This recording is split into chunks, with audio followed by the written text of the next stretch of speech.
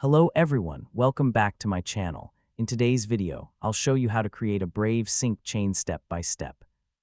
A sync chain allows you to securely connect multiple devices so your browsing data stays synchronized.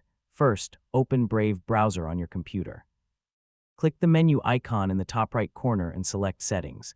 Inside the Settings page, scroll down and open the Sync section. If you haven't enabled Sync before, click Start using Sync.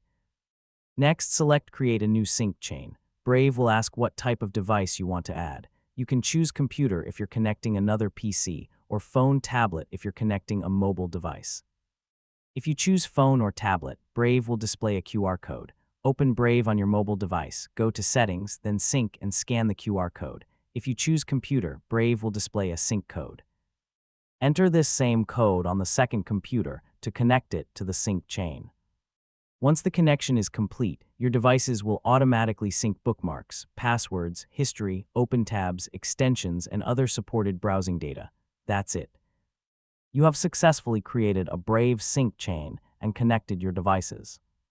If you found this tutorial helpful, don't forget to like this video, subscribe to the channel, and turn on the notification bell for more Brave browser tutorials and technology guides.